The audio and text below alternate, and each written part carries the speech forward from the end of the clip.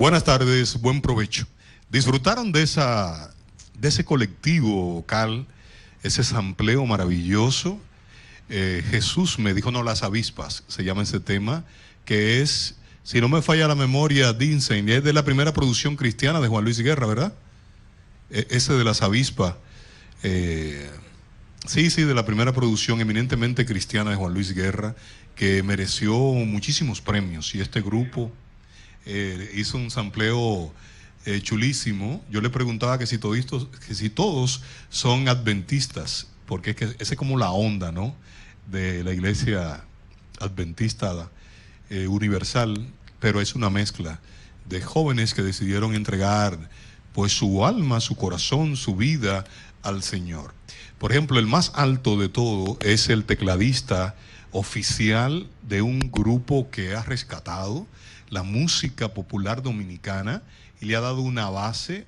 No son simples covers, sino una base jazzística y también de blues. Hacen muchas fusiones para, como decía Roberto en su presentación, adecentar el oído, el alma, el espíritu.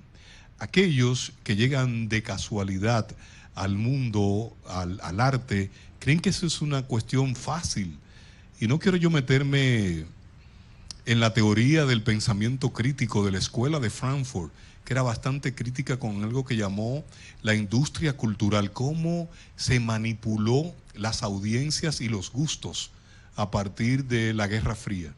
Es algo más complejo que en su momento abordaremos acá. La escuela de Frankfurt nació pues en esta ciudad alemana o germánica. Y estos jóvenes aquí en República Dominicana me impresionaron gratamente. Yo tenía ya conocimiento de sus talentos, pero no lo había disfrutado en vivo. Qué bueno, consuman ese tipo de música. Aunque el reggaetón se ha convertido en una cultura, es algo más que una cultura. Pero si tú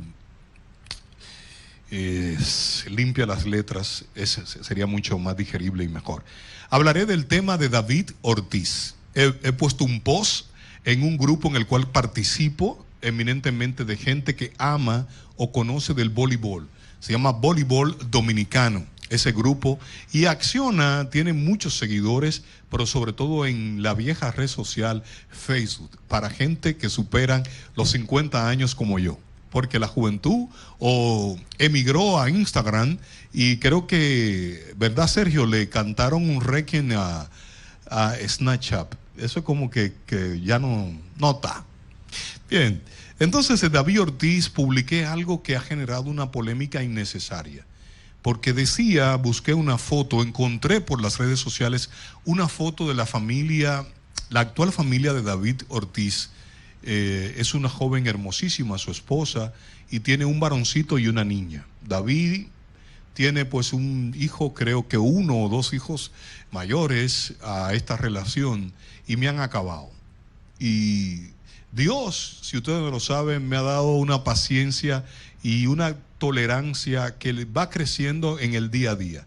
Porque el Monclús, comentarista del 1998, de verdad que no le iba a permitir a nadie que pudiera tener una idea contraria si era eminentemente holística o humanística, y mucho menos si no estaba de acuerdo con mis creencias, al margen del libre albedrío que habla la palabra. Simplemente posteé que en el Génesis, en el libro del Génesis, cuando hay una promesa abrahámica, aquellos que saben de Biblia saben lo que le estoy hablando, pero para ustedes que no saben de Biblia, el Génesis es el primer libro de la Biblia. Y entonces había un hombre de nombre Moisés, de nombre Abraham, perdón, que era junto a su esposa, que en un momento se llamó Sarai, estéril, no tenían hijos, se habían envejecido. Y Dios le hizo una promesa de que si lo seguía, le iba a dar una tierra prometida, igual que el pueblo de Israel, inmensa, pero además descendencia. Y él, como todo ser humano, no lo creyó, pero ahí está José, le dio su hijo, y el que sabe de Biblia sabe lo que pasó con Abraham y su promesa, que se cumplió. Entonces dice la parte que Dios, si tú lo sigues, tú abandonarás tu tierra, tu parentela, tu familia, y Él te va a duplicar, triplicar las bendiciones. alguien me recordaba al profeta Isaías y me decía, luciste todo un religioso. Sí, es cierto, fue un texto, una reflexión bíblica la que hice, pero no para condenar a David Ortiz o a todo aquel que esté en fornicación, en adulterio, porque yo creo que sobre todo la misión mía como comunicador, más que condenar y criticar, es tratar de arrojar luz en un túnel que yo siento que está oscurísimo. Entonces me recordaban al profeta Isaías, que dice en aquel episodio de la ramera, de la prostituta, ¿no? Que dice que lance la primera piedra aquel que esté libre de pecado. Se fueron lejísimos, ¿no? Y de verdad que no quiero polemizar. Si es cierto, eso lo dice la Biblia, que nadie pudo lanzar la piedra, porque todos estamos en pecado. La reflexión, conversé con un atleta de alto rendimiento, hoy entrenador de voleibol, que vive en la ciudad de Boston, en el estado de Massachusetts, y me dice, ustedes los dominicanos, y él es dominicano, pero es una reflexión, no saben lo que significa David Ortiz para nosotros en Boston. Hay un aire de tristeza, de congoja en Boston por lo que le pasó a David Ortiz. Roberto del Castillo me contó que hizo un pronunciamiento de la posición de algunos dominicanos, sobre todo usuarios de las redes sociales, que han llenado de estiércol todas las redes sociales y la bandera dominicana y el himno nacional y todo por lo que le pasó a David. No es tan real. O sea, yo vivo en Bellavista, una zona clase media profesional.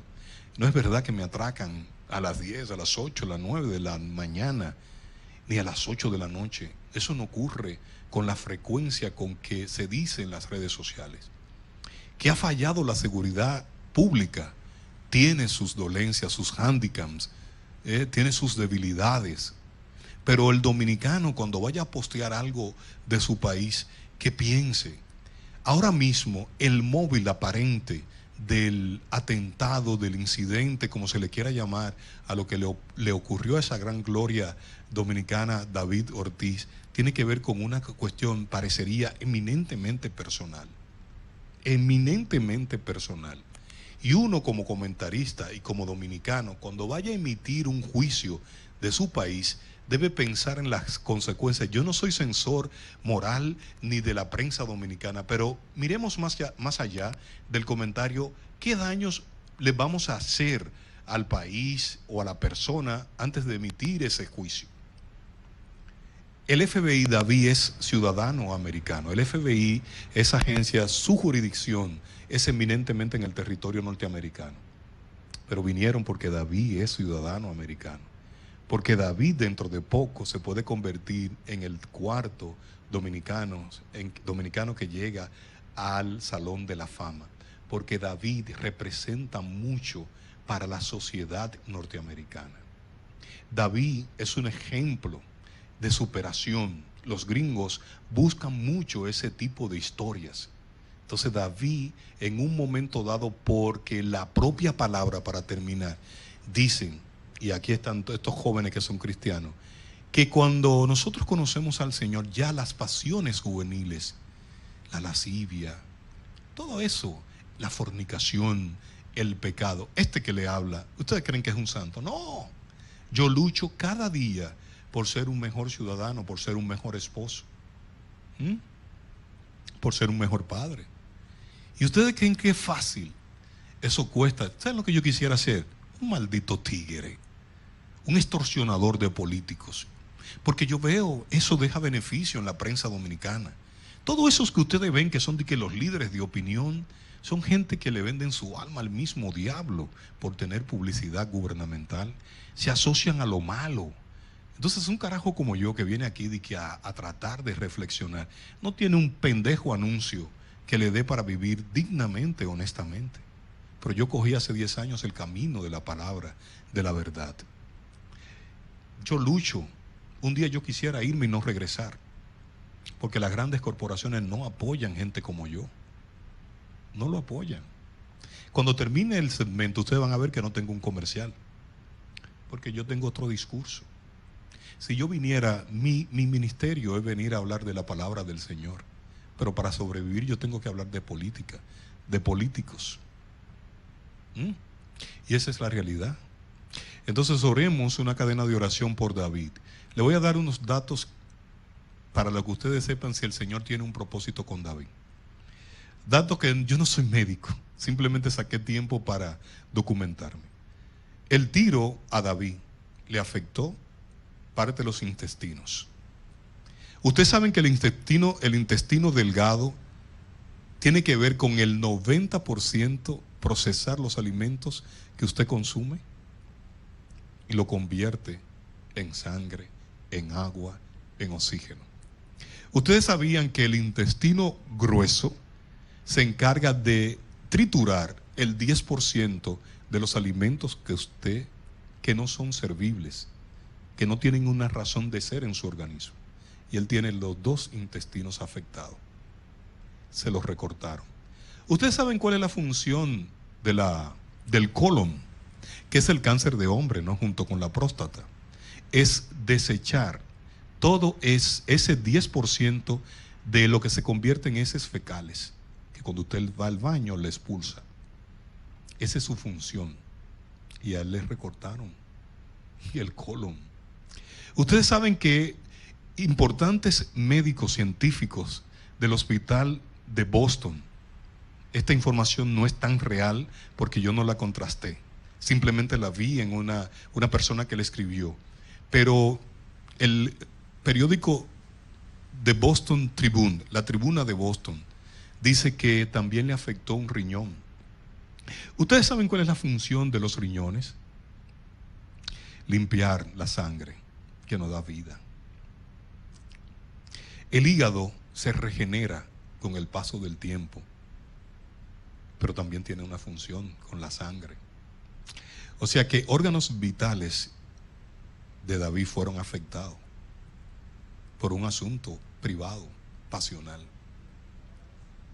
Le extirparon la vesícula, que cubre una función de catalizar toda la grasa que llega a tu cuerpo a través de los alimentos. O sea que David tiene un cuadro difícil. Y dice que está estable, salió de aquí. Pero si cuando usted va a fornicar, cuando usted va a dejar que su lascivia salga, pensara en el daño que usted se hace, que le hace a su familia y que le hace a la sociedad. David estaba en un momento de diversión, como lo he vivido yo, pero ha dejado una gran pena, una gran congoja y una gran lectura. Para finalizar, Santiago Matías, a lo Foque, ayer posteó algo que me ha conmovido. La mamá del joven que parecería que era el motorista que llevó al sicario, que es un mal sicario. Yo no quería que mataran a David, pero este tipo es un novato. Lo masacraron, merecido o inmerecidamente, no lo voy a valorar ahora, pero busquen ese video para que emitan un juicio con razón. Su mamá se presentó frente a las cámaras que estaban ahí, no sé si estaba en el palacio o en el Palacio de Justicia de la zona oriental, para finalizar, y dijo lo siguiente: entiéndanme, yo soy una madre que vi por televisión a mi hijo todo agredido. Ahora la policía no sabe decirme dónde está mi hijo. Que si está muerto me entreguen a mi hijo. Y yo pensé en mi mamá. Yo me crié en 2 barrios. En Villas Agrícolas, siempre le digo, yo no recuerdo quién se graduó de bachiller en la calle Pedro Livio Cedeño, donde yo vivía. Y cuando llegué a San Carlos, yo he contabilizado de 23 casas que tiene la callecita donde yo viví, 11 de julio, ¿cuántos fueron a la universidad? ¿Cuántos fueron a la universidad?